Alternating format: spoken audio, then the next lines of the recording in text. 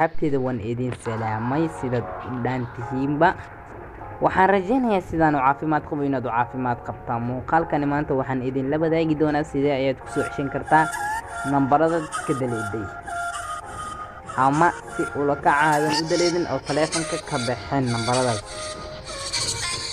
haddaba daawada haddii aad doonaysid inaad soo ceshatid nambaradaas waxaa lagaga baahan yahay applicationkan shaashada noo saaran waxaanu ku qoran contacts recovery. waxaad ka heli kartaa Google Play Store si aan cashirkeena u guda galno daawasho wacan.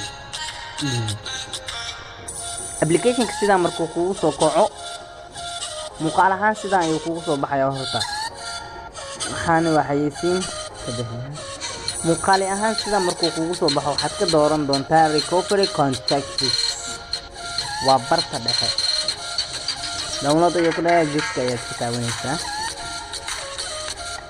waxaana dhan waa nambaro soo celi lagu dhahayo. aniga si aad u qanacdo foonka ayaan tagayaa taleefanka foonkiisa kadib contact ayaan tagayaa samad kacda barta ay ku qoran tahay ayaan taabanayaa. samad kacda hadda waa uu save gareysan yahay aniguna waan delete ayaan dhahayaa. applicationkeena ayaa ku soo laabaneynaa. applicationkeena markaan ku soo laabano waxaan ka raadineynaa samad kacda in uu ku jiro. samad kacda ayaan ka raadineynaa.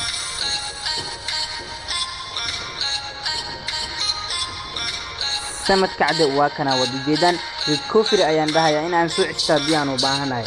recovery ayaad dhehaysaa wuxuu ku dhahayaa hadda ii koo save garee waxaad dhehaysaa save bay ku qoran tahay. waa kana nambarkii aan haddaay daleedayni haddana wuu noo soo laabtay. applicationkan waa muhiim marka asxaabi applicationkan waa muhiim zaid ayuu u yahay hala soo degsado asxaabta